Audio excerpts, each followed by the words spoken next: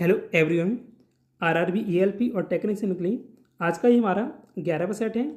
और इनके अलावा ये video RRB NTPC group D और आरपीएफ सभी के लिए महत्वपूर्ण है। तो चलिए शुरू करते हैं आज के पहले क्वेश्चन से। अकबरनामा के लेखक कौन हैं? आंसर होगा अबुल फजल। अबुल फजल ने अकबरनामा ग्रंथ की रचना की थी और वह दीन इलाही धर्म के मुख्य पुरोहित भी थे। निम्न में से चिली साल्ट पीटर किसका अयस्क है? आंसर होगा सोडियम का। राइडर कप किस खेल में दिया जाता है? तो ये गोल्फ खेल में दिया जाता है। देखिए ये जो गेंद है एक होल में डालनी होती है स्टिक के माध्यम से। तो ये एक गोल्फ खेल है और इसी में राइडर कप दिया जाता है। निम्न में से कौन सा या कौन सी भारतीय संगीतकार सर्वोत्तम नागरिक सम्मान भारत रत्न प्राप्त करने वाला या बाली पहला या पहली गायक या गायिका हैं? ये एसएससी जीडी 2024 में पूछा गया सवाल था। तो इसका आंसर है एमएस सुभाष लक्ष्मी। राष्ट्रमंडल खेल 2022 में भारत ने सर्वाधिक पदक किस खेल में जीते हैं? कुश्ती में जीते गए हैं सर्वाधिक पदक। राष्ट्रमंडल खेल 2022 में भारत ने कुश्ती में कुल 12 पदक अपने नाम किए थे। अकबरनामा कितनी पुस्तकों में विभाजित है? आंसर है 3 में। अकबरनामा तीसरे मुगल सम्राट जो अकबर का शासनकाल रहा है 1556 से 1605 तक अकबर के शासनकाल का आधिकारिक इतिहास है जिसे स्वयं अकबर ने बनवाया था। देखिए अकबरनामा की जो पहली किताब है ये अकबर के पूर्वजों से संबंधित है। दूसरी में अकबर के शासनकाल की घटना को दर्ज किया गया है और तीसरे में ये आईनी अकबरी पुस्तक है तीसरी वाली। अबुल फजल द्वारा अकबरनामा ग्रंथ कितने समय में पूरा किया गया था? आंसर है 7 वर्षों में।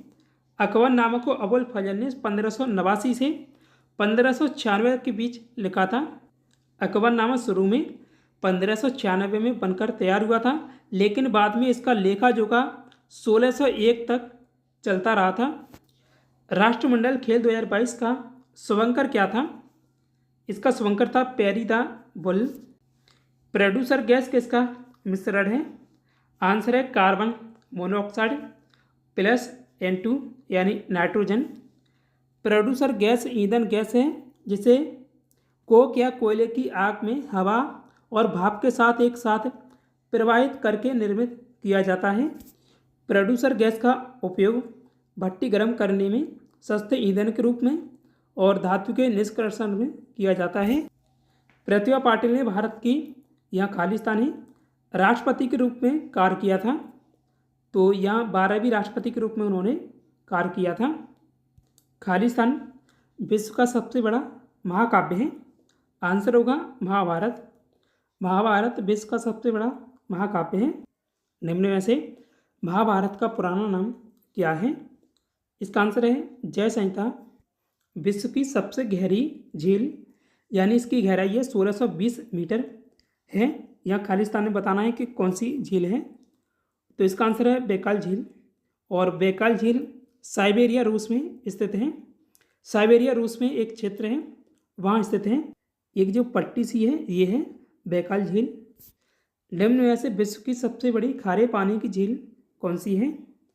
ये कैस्पियन सागर झील है। और देखिए कैस्पियन सागर झील रूस, कजाकिस्तान, तुर्कमेनिस्तान, ईरान और अजरबैजान इन 5 देशों से घिरी हुई है। नेपाल की संसद का नाम क्या है? नेपाल की संसद है राष्ट्रीय पंचायत। शरीर से हृदय की ओर रक्त ले जाने वाली रक्त वाहिका को क्या कहते हैं? सिरा कहा जाता है इसे। हृदय से शरीर की ओर ले जाने वाली रक्त वाहिनी को क्या कहते हैं? धमनी कहते हैं। देखिए धमनी में शुद्ध रक्त अर्थात ऑक्सीजन युक्त रक्त होता है और इसका एक अपवाद है पाल्मोनरी धमनी। पाल्मोनरी धमनी में कार्बन डाइऑक्साइड युक्त रक्त रहता है यानी अशुद्ध रक्त रहता है पाल्मोनरी धमनी में। निम्न में से किस में अशुद्ध रक्त अर्थात कार्बन डाइऑक्साइड युक्त होता है?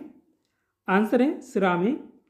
सिरा या वेन इसका एक अपवाद है पाल्मोनरी सिरा, इसमें शुद्ध रक्त रहता है।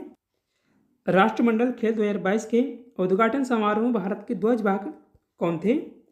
मनप्रीत सिंह ये हॉकी खिलाड़ी हैं और पीवी सिंधु ये बैडमिंटन खिलाड़ी हैं।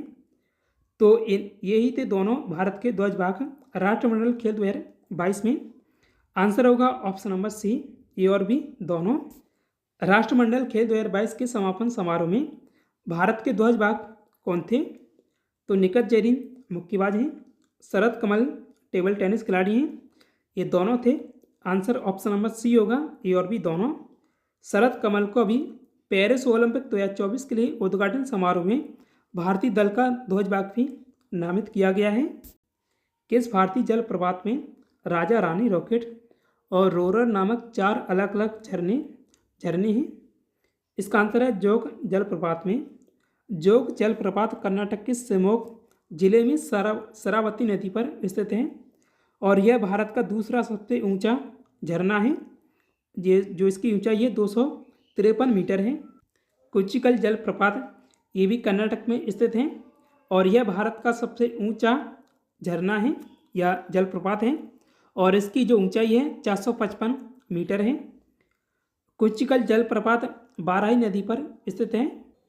ईसाई धर्म में सबसे प्रसिद्ध चर्चों में से एक सेंट पीटर्स बेसिलिका किस शहर में स्थित है?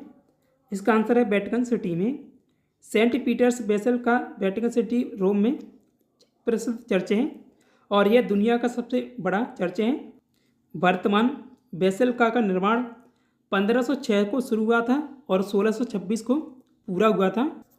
38वें राष्ट्रीय खेल 2024 की मेजबानी कौन करेगा? तो ये उत्तराखंड इसकी मेजबानी करेगा। और 37वें राष्ट्रीय खेल 2023 की मेजबानी की थी वो गोवा के द्वारा की गई थी। भारतीय संघ की कार्यपालिका शक्तियाँ निहित हैं। राष्ट्रपति में निहित हैं। मूल ऊतक कितने प्रकार के होते हैं? 4 प्रकार के होते हैं। निम्न में से कौन सा ऊतक का प्रकार है? उपकला ऊतक, पेशी ऊतक, संयोजी ऊतक, ये सभी ऊतक के प्रकार हैं। राइट आंसर होगा ऑप्शन नंबर डी, उपरोक्त सभी। उपकला ऊतक शरीर की सतह पर होते हैं और शरीर के गुहाओं को रेखाबद्ध करते हैं। और पेशी ऊतक यह ऊतक गति के लिए उत्तरदायी होता है। संयोजी ऊतक यह शरीर के अंगों को सहारा देता है और इनकी रक्षा करता है। तंत्रिका ऊतक यह मस्तिष्क के माध्यम से विद्युत आवेगों को संचालित करके और तीव्र आंतरिक संचार प्रदान करता है। एक प्रकार के अलैंगिक प्रजनन को पहचानें जिसमें जड़, तने और पत्तियों जैसे पौधों के कुछ हिस्से के माध्यम से प्रजनन शामिल है। इसका राइट आंसर होगा वनस्पतिक प्रजनन। वनस्पतिक प्रजनन ये एक प्रकार का अलैंगिक प्रजनन होता है जिसमें एक नए पौधे जड़ों, तनों, पत्तियों और कलिकाओं से उत्पन्न होते हैं। क्योंकि प्रजनन पौधों के वनस्पति भागों के माध्यम से होता है इसलिए इसे वनस्पतिक प्रसारण के रूप में भी जाना जाता है। प्रारंभिक भारतीय दार्शनिक के अनुसार प्रत्येक वस्तु मूल तत्वों से बनी होती है। तो यहाँ खालिस्तान में बताना है कि तो कितने मूल तत्वों से बनी होती है? 5 मूल तत्वों से बनी होती है। आंसर ऑप्शन नंबर ए है 5। प्राचीन भारतीय दार्शनिकों ने पदार्थ को 5 मूल तत्वों पंचतत्व के रूप में वर्गीकृत किया है। वायु, पृथ्वी, अग्नि, आकाश और जल। उनके अनुसार सब कुछ जीवित या निर्मित या निर्जीव इन 5 मूल तत्वों से बनता है। शास्त्रीय नृत्य किस भारतीय राज्य का शास्त्रीय नृत्य है?